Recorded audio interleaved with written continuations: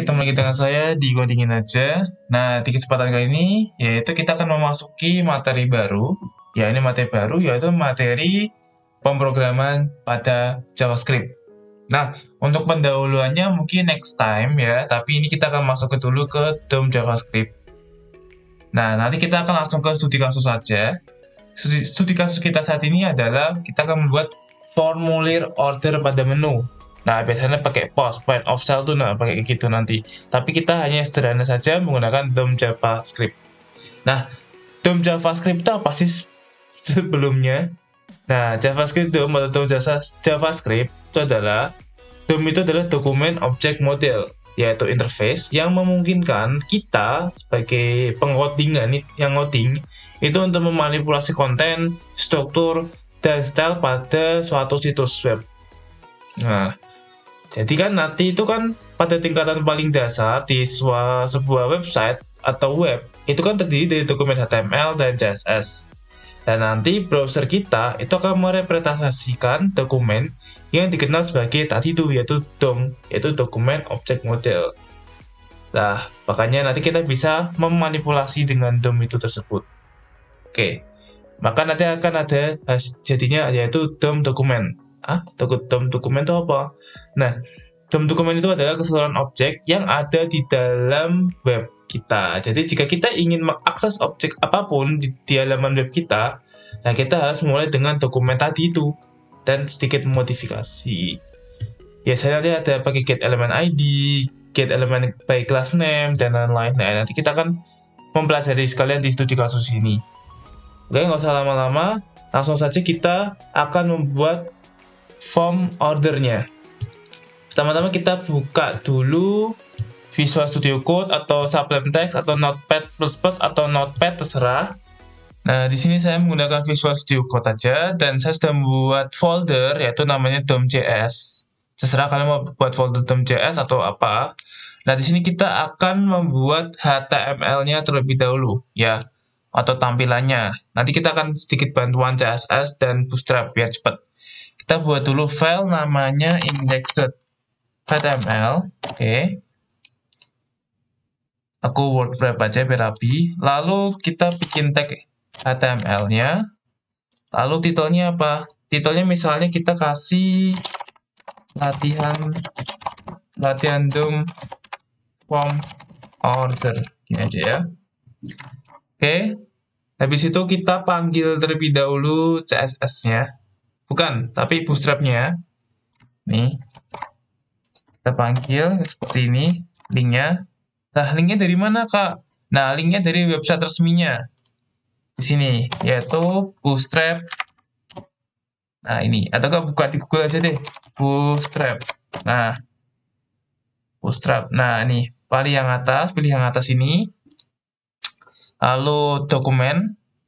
Lalu bootstrap ini kita kasih 4.6 aja, yang paling tengah-tengah aja ya. Nah, di sini. Lalu kita pilih CSS saja, kita butuhnya CSS saja, kita copy, lalu kita pasangkan ke project tadi kita. Itu. For your information, Bootstrap itu adalah framework CSS. Ya, jadi ini bisa membantu kita, sangat-sangat membantu kita untuk pembuatan layout. Biar agak mudah gitu. Oke. Setelah dipanggil, sekarang kita akan manggil CSS-nya kita yang nanti kita bikin, yaitu link rel style sheet. Ini, link rel style sheet ahref style CSS. Gini aja nggak apa. Nah, berarti nanti kita bikin style CSS di sampingnya atau di satu folder sama index HTML, yaitu style.css. Kayak gini, style.css. Nah, setelah itu kita tunggu aja nanti. Kita bikin dulu kerangkanya. Kerangkanya pastinya kita pakai bikin kelas container atau enggak MX Auto aja biar di tengah. Jadi kalau di Visual Studio Code untuk membuat div itu gampangnya gini, ketik titik lalu tulis kelasnya apa. Misalnya kita mau MX Auto kayak gini, kita enter. Nah, dia sudah otomatis membuatkan div tersendiri. Lalu kita kasih style sekitar width berapa ya, 650 pixel, biasanya biar di tengah. Karena kan kita hanya membutuhkan kotak kecil ya. Lalu habis itu kita butuh card ya untuk membungkus atau ya untuk backgroundnya belakangnya itu nanti card. Kita cari bootstrap aja namanya card. Lalu kita pilih card ini ya, body card ini ya nih. Kita copy aja. Lalu kita pastelkan di dalam MX ini. Lalu kita save, coba kita refresh. Oh, belum. Kita pakai live server aja ya. Berarti klik kanan, lalu open with live server. Tapi kalau kalian belum memiliki live server, kalian bisa open in default browser.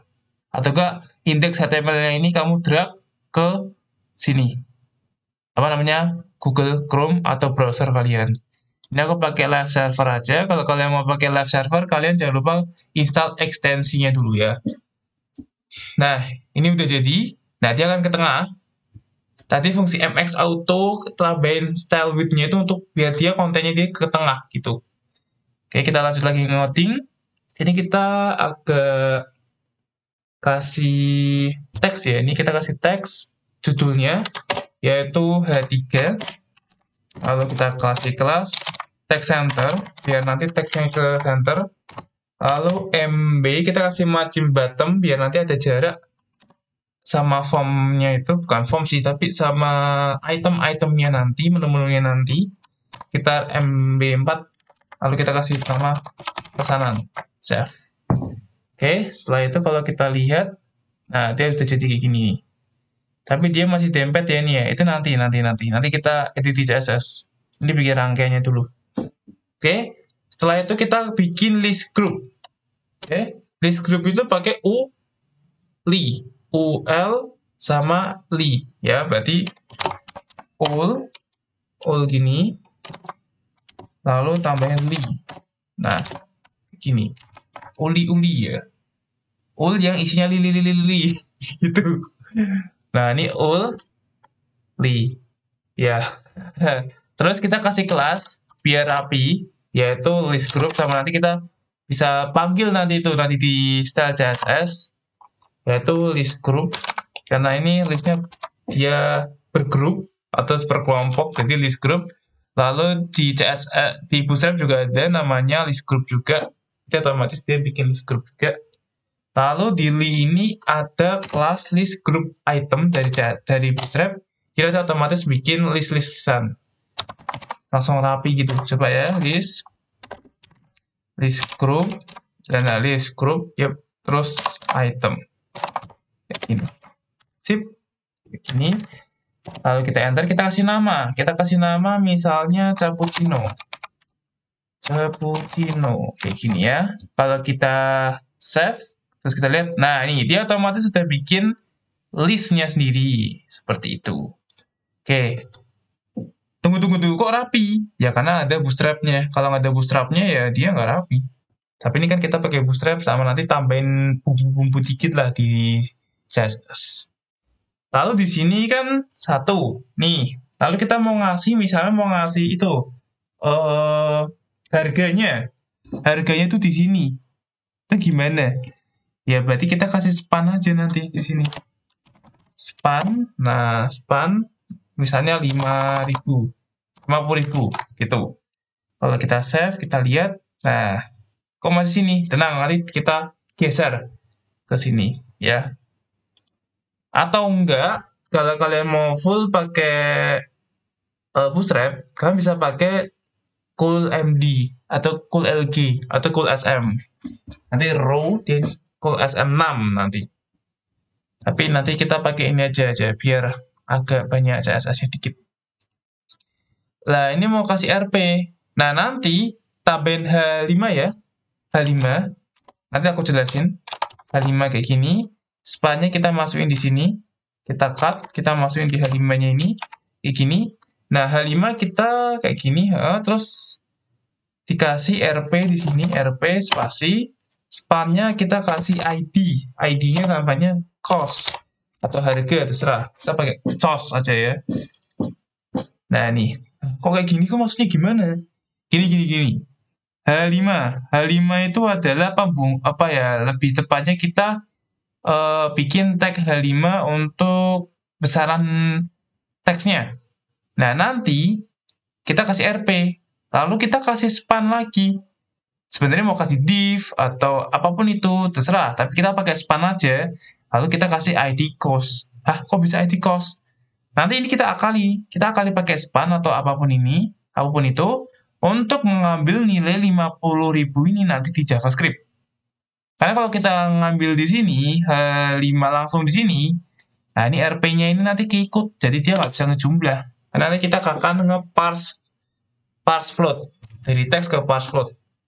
Gitu. Oke, habis itu ini selesai, lalu ini kita kasih div ya di luar ini. Kita kasih div aja, div, lalu kita kasih div-nya itu kita kasih ID-nya yaitu item. Ya, untuk nanti kita klik nanti. Ini kita pindahkan, ininya kita pindahkan ke dalam ID item ini. Nah, ini. Lah, kok bisa pakai div tambah ID item. Nah, ini yang digunakan untuk nanti kita tandainya. Nandainya kita ngeklik ini, nanti kita keluarnya ini, keluarin data-data dokumen ini. Gitu. Oke, kita buat dulu aja seperti ini. Kita pastel ke bawah ini sesuai dengan menu-menunya ya. Oke, aku cepetin videonya biar nggak kelamaan.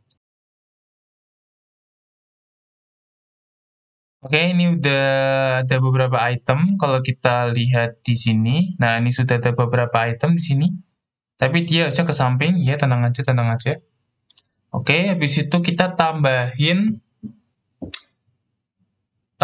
totalnya untuk ngasih tahu totalnya itu berapa gitu. Berarti nanti kita kasih HR di sini, di bawahnya ul di sini HR biar ada garisnya. Lalu kita bikin kelas lagi, div class, titik kelasnya yaitu total.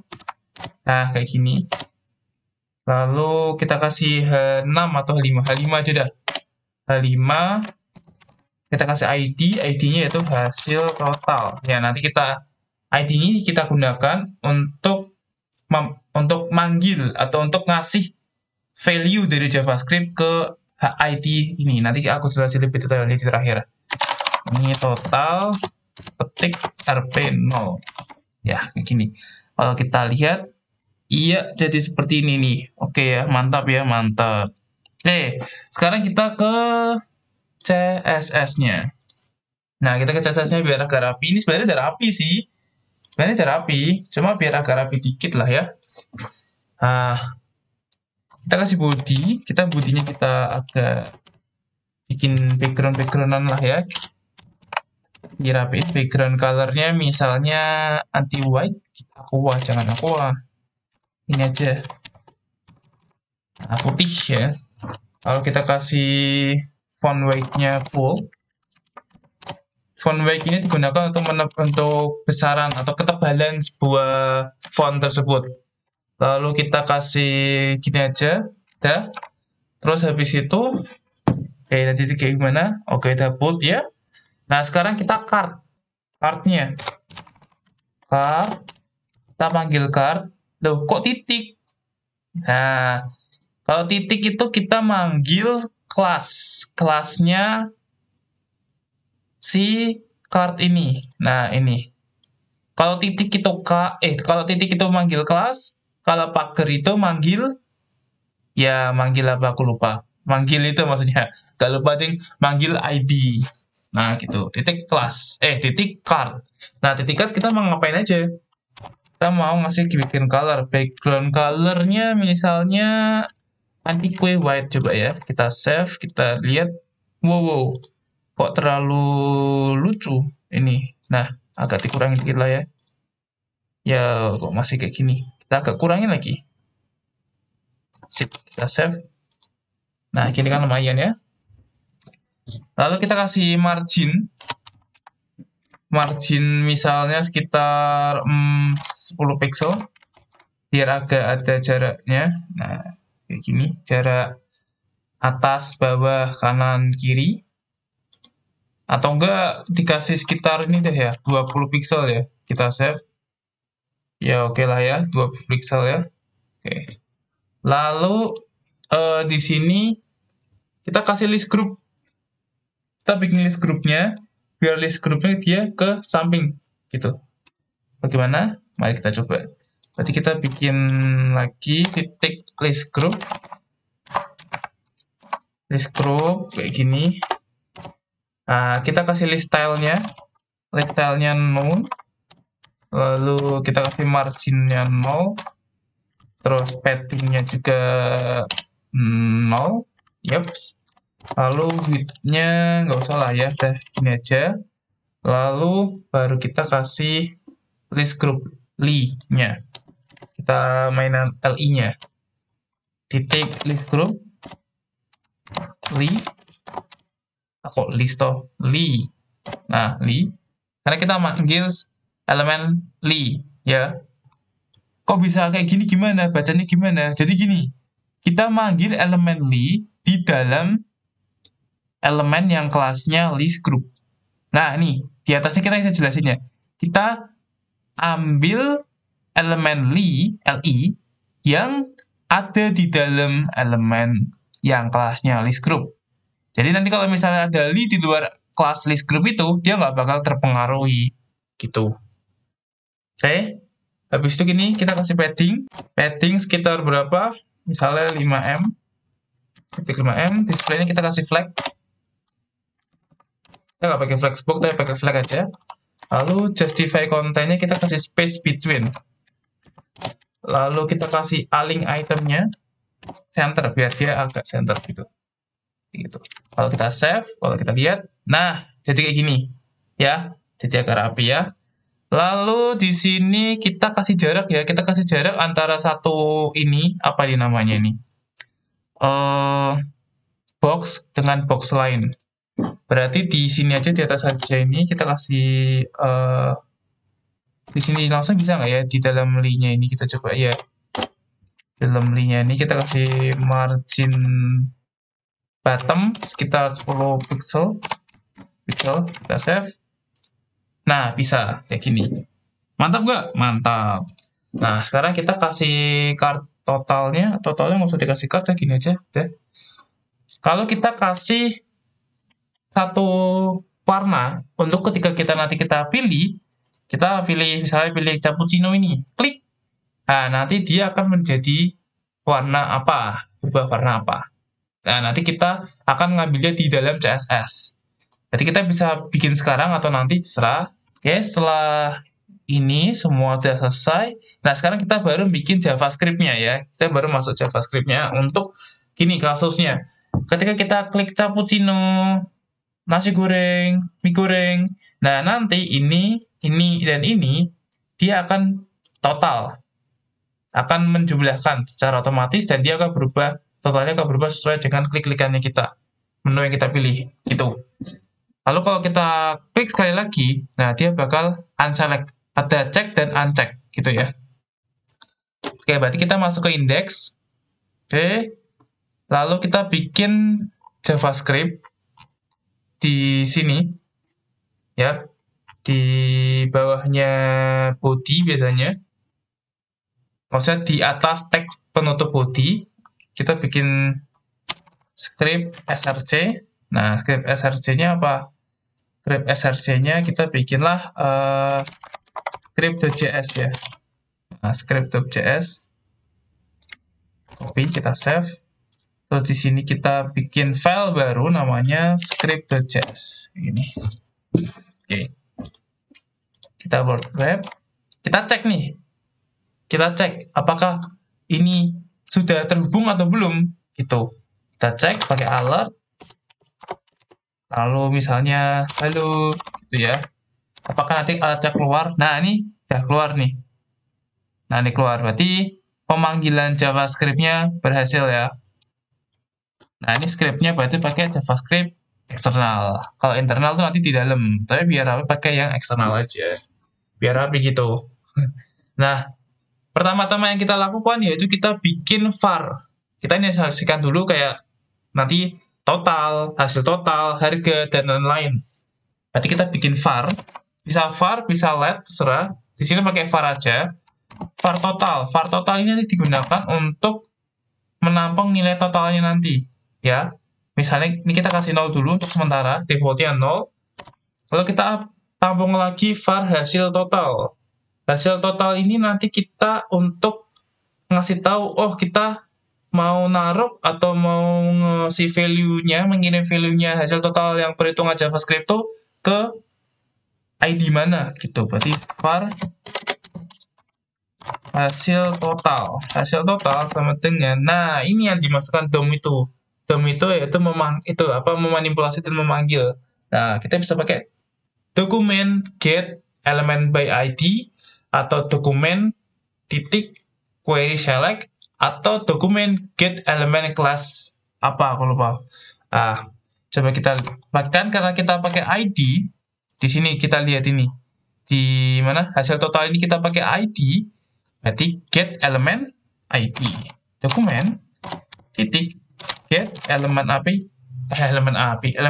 ID. Nah ini ada by class name dan by name. Nah, dan ada by tag name. Nah, kita pakai by ID.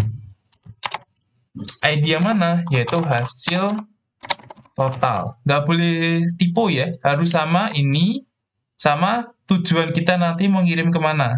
Nah, kita kan mau tujuan kita ngirimnya ke sini, hasil total ID-nya. Jadi harus sama, nggak boleh beda. Oke, jangan lupa titik koma. Terus kita bikin variabel lagi, namanya var harga. Harga ini digunakan untuk menampung harganya nanti, ya. Defaultnya itu yaitu 0, gitu.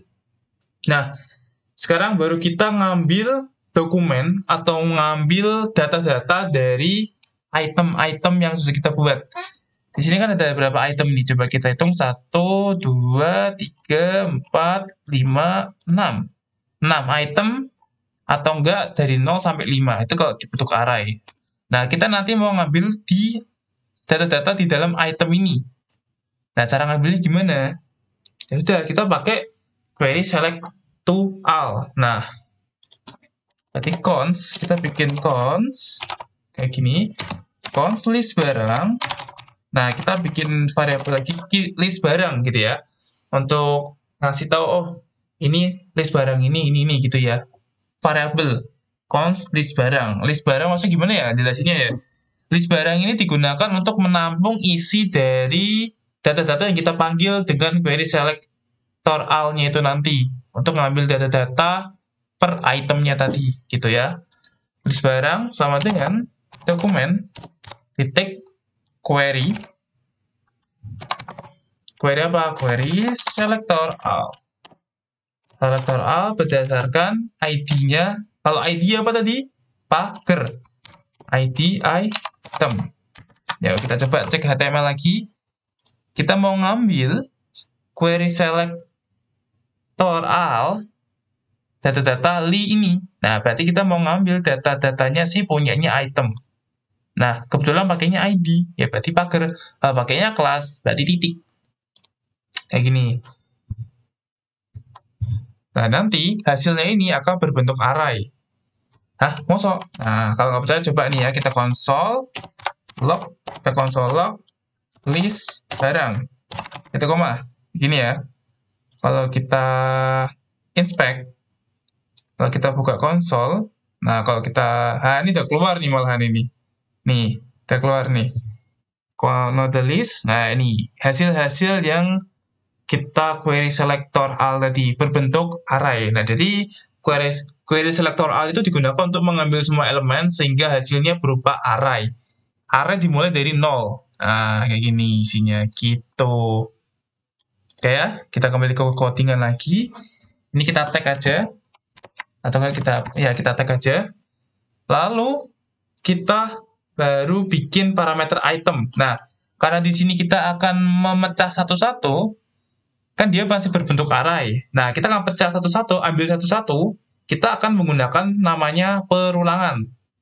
Nah, perulangan itu nanti kita bisa pakai do while, for each, dan lain-lain. Nah, biar lebih gampang kita pakai for each aja ya. Apa yang mau kita ulang? Yang mau kita ulang adalah query selector all ini. Ya, berarti list barang kita panggil variabel tadi yang kita buat yaitu list barang, titik, for each. Nah, for each, kurung kurawal, kurung gitu lah. Kurung lagi, kita bikin parameter, yaitu item, untuk patokannya nanti. Lalu jangan lupa panah, kurung kurawal buka tutup, enter. Jangan lupa titik koma di sini, ya. Nah, sekarang baru kita bikin add event listener. Nah, add event listener itu sama juga kayak on-click listener kalau di Java. Nah, ini kan tadi parameternya item. Berarti item titik add event listener seperti ini. Event apa yang ketika mau dijalankan? Yaitu event click. Nah, lalu function. Kita bikin function. Bikin E. Nah, kayak gini E.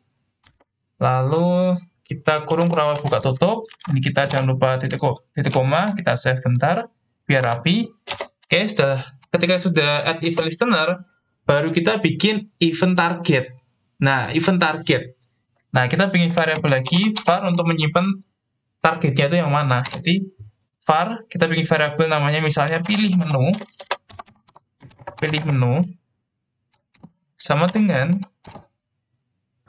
event target atau target gini berdasarkan fungsinya ini ya, target titik koma kayak gitu ya, target. Nah, target atau event target itu gunanya untuk apa sih? Nah, fungsi event target itu digunakan untuk menentukan atau mentargetkan elemen yang kita akan eksekusi nanti. Nah, biasanya event target ini digunakan ketika kita bermain dengan ini, yaitu DOM atau dokumen objek. Itu lupa, maaf. Nah, gitu. Lalu setelah var pilih menu, baru kita query selector lagi untuk mengambil cost-nya. Coba ya kita konsol lagi ya, untuk ngasih tahu kita hasil dari target itu apa ya. Bagi yang penasaran, coba kita konsol log berdasarkan pilih menu titik koma, kita save, kalau kita refresh, kita inspect konsol. Kalau misalnya kita pilih cappuccino, nah dia bakal ngambil elemennya ini, elemen pertama cappuccino ini. Kalau misalnya pizza ayam spesial, nah, dia juga ngambil elemen pizza ayam spesial. Nah, baru nanti kita lebih spesifik lagi, query selectornya lebih spesifik lagi ke kita ngambil cost-nya ini. Atau isi dari span ID cost ini, yaitu 50.000 ini ya. Oke. Kita kembali ke codingan lagi. Ini console log-nya kita tag lagi. Nah, baru kita bikin harga. Kita baru bikin isian harganya itu. Nah, karena kita sudah bikin variabel harga, kita tinggal tuliskan harga aja. Harga sama dengan apa? Sama dengan, nah, berdasarkan pilih menu, tadi hasil pilih menu, kita query lagi, titik, query selector. Query selector aja. Bukan selector all ya, tapi query selector. Nah, query selector ini berfungsi untuk mendapatkan elemen HTML berdasarkan selector CSS-nya, atau ID, name tag, atau kelasnya itu. Nah, gitu. Nah, selector apa tadi berdasarkan? Yaitu cost atau cost ya. Lagi-lagi kita pakai ID kan tadi. Nih, kita lihat. Nah, kita mau ngambil ini. Nah, cost. Berdasarkan apa? Kelas, ID, atau tag. Nah, kita ngambil berdasarkan ID. Maka dari itu kita pakai pager. Pager cost. Kayak gini. Oke, coba kita konsol lagi dah. Kita konsol. Maaf ya, ini kebanyakan konsol. Gak apa-apa, karena kita sama-sama belajar biar tahu ini isinya tuh apa, gitu ya. Maaf. Nah, konsol harga. Titik koma. Kita cek harga ini apakah berhasil mengambil itu elemen cost-nya itu. Kalau kita klik cappuccino, nah ini berhasil nih, 50.000. Nah, ini 25.000. 14.000. Nah, ini sudah berhasil ngambil spesifikasi cost-nya itu. Cost-nya itu. Nah, sekarang ini kita tag lagi. Kita tag. Nah, sekarang kita bikin properti class list. Nah, nanti kita pakai parameter if else ya untuk ngasih tahu Kalau dipilih dia ngapain, kalau nggak kepilih dia ngapain, gitu. Coba ya, if, IT tuh, maksud saya, if apa? If pilih menu di class list titik klik contains, ya benar, berdasarkan apa? Nah, bentar, pasti kalian bingung. Class list itu apa? Contents itu apa? Nah, properti class list ini yaitu akan mengembalikan nilai kelasnya atau kelas name-nya, kelas nama atau kelas name-nya itu dari suatu unsur sebagai objek DOM token list-nya nanti. Jadi, lebih singkatnya properti ini digunakan untuk menambah, menghapus, atau berdalih ke kelas CSS pada elemen. Jadi, bisa nanti ada menghapus kelasnya nanti dan meng-add juga bisa, remove dan add bisa gitu. Dan nanti kontes ini berdasarkan kelas yang sudah kita buat. Kelas yang sudah buat di style CSS. Nah, karena kita belum bikin, nah sekarang kita bikin dulu kelas yang namanya serah. Tapi di sini aku mau bikin kelas pilih. Titik pilih biar nanti pagar pilih ya. Kelas pilih dimana nanti ketika kita klik salah satu ini, klik ini, dia akan berubah warna menjadi hijau dan warna tulisan menjadi putih.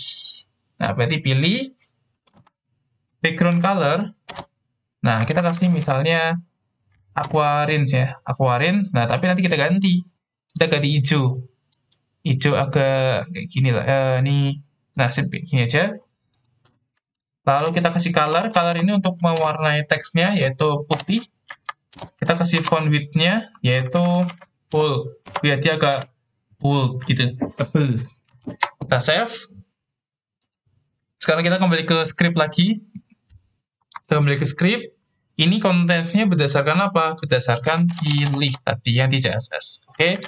Baru kurung kerawal, lalu else kerawal. Nah, jika pilih menu ada class list kontennya pilih, dia ngapain? Nah, berarti nanti kita di dalam nanti kita bikin lagi class list remove. Jadi ketika pilih itu true, dia baru bikin class list remove ketika diklik. Jadi gini deh, di dalam class library string pada pemrograman Java itu nanti terdapat salah satu metode bernama contents ini tadi. Nah, contents ini untuk apa? Contents ini digunakan untuk mengecek atau memeriksa pada suatu data. Apakah data itu atau karakter yang kita pasang itu, yang kita tentukan itu true atau false. Nah, jika benar ada, berarti nilainya true. Tapi kalau false, berarti tidak ada. Untuk ngecek apakah pilih ini true atau false gitu. Nah, ketika dia true, dia baru pilih menu, kondisinya pilih menu, class list lagi. Berarti class list itu untuk mengembalikan nilai name dari suatu unsur ya. Berarti class list titik remove ya. Titik remove yaitu pilih. Jadi ketika algoritma gini, ketika dia true, pilih itu berarti warna hijau.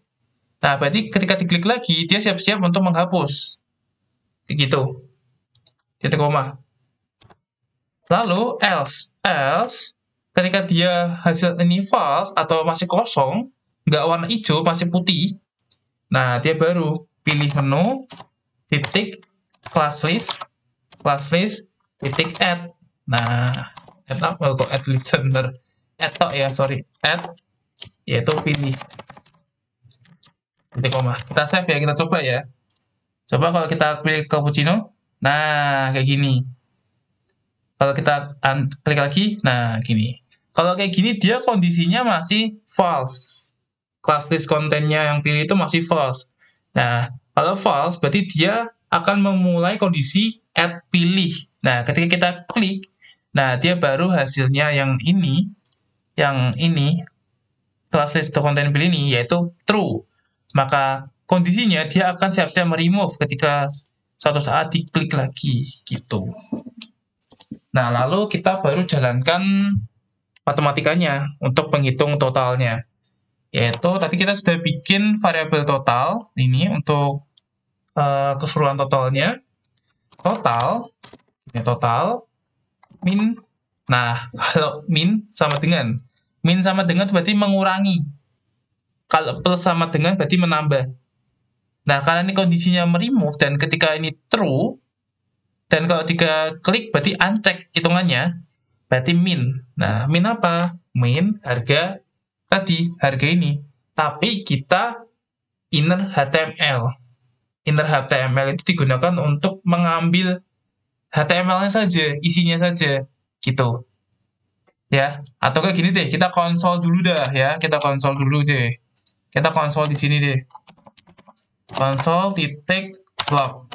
Kita konsol titik log, harga titik HTML inner HTML, gini titik koma, save. Kalau kita cek, nah dia ngambil isi dari HTML-nya tersebut tadi, 5.000, 25.000, 15.000, kayak gitu. Itu fungsinya inner HTML. Nah, sekarang ini kita tag kayak gini. Nah, baru di sini kita baru tadi matematikanya tadi total min sama dengan. Nah, nanti kita kan dia masih berbentuk HTML, dalam artinya masih string ya. Berarti kita harus parse dulu atau convert dulu ke integer atau float. Biasanya kalau uang itu berbentuk float atau double. Karena kalau misalnya integer, tipe integer, dia cuma 1, 2, 3, 4, 5, nggak bisa koma. Gitu. Kalau koma, dia bakal otomatis buletin sendiri. Nah, berarti kita pakai parse float. Berdasarkan tadi harga, titik, inner, HTML, koma, begini.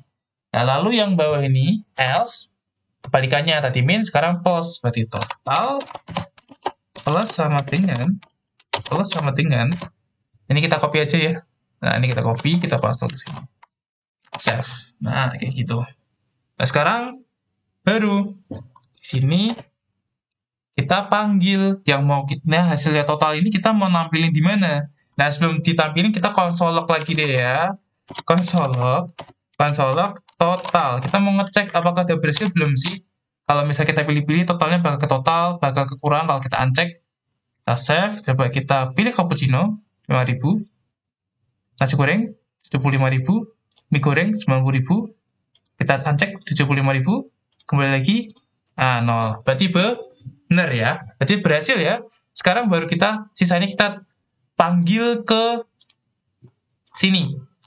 Ke ID hasil total ini atau kalau di HTML di total ini ya. Nah, tinggal kita panggil di sini. Cara manggilnya gimana? Yaitu inner HTML juga. Jadi ini kita tag aja ini. Kita tag. Nah, kita panggil tadi. Kita kan tadi sudah manggil get element ID hasil total ini ya. Berarti tinggal kita tulis hasil total titik inner HTML sama dengan. Nah, kita kasih string lagi nih. String total, biar ada kata-kata total, titik 2 RP, nah, spasi, plus total, titik koma. Nah, plusnya apa? Kalau menggabungkan antara string dan value JS, atau apapun itu menggunakan plus ya. Nah, kalau di PHP kan pakainya titik. Nah, kalau di JavaScript itu pakai plus. Nah, ketika sudah selesai, coba kita save, coba kita close. Nah, ini terjadi kalau kita klik cappuccino 50.000, nasi goreng 75.000, mie goreng 90.000, nasi lewat totalnya 115.000. Kalau kita nasi lewat kita uncheck 90.000, kalau uncheck 0, air mineral 8.000, 33, 25 tambah 8.000, 33.000, bener. Oke, berhasil gitu kawan. Gampang kan cara pembuatannya? Nah, jadi intinya ini adalah penjelasan dari sedikit tentang DOM. Di studi kasus orderan form atau formulir orderan. Nah, nanti kita bisa nih mengintegrasikan ini ke dalam MySQL. Nanti kita bisa langsung pakai Ajax. Kita bisa pakai tambahan Ajax di sini untuk nambah metode ketika nanti di sini misalnya kita kasih tambah ya, kasih button tambah di sini, button tambah atau ya tambah atau misalnya bayar, ketika button bayar diklik, nah dia bakal menjalankan Ajax-nya dan mengirimkan value harga total ini. Dan mungkin nanti untuk list-listan yang kita select ini kita bisa jabarkan dengan query tadi, query select all atau enggak query selector itu. Query selector berdasarkan namanya ini, bukan harga tapi namanya. Nah, gitu. Oke, mungkin itu aja bisa aku sampaikan dari JavaScript ini. Nanti untuk JavaScript awal, pendahuluan awal, nanti aku bikin video setelah yang satu ini. Ya, mohon maaf, aku jarang upload video karena akhir-akhir ini aku masih banyak tugas dan persiapan untuk mungkin sekian dari saya. Mohon maaf jika ada kesalahan. Sampai ketemu di video yang lainnya. Jangan lupa like, share, biar video ini berguna. Jangan lupa subscribe channel ini untuk mengikuti video-video yang lainnya. Oke, semangat dan selamat malam. Ini malam ya. Dadah.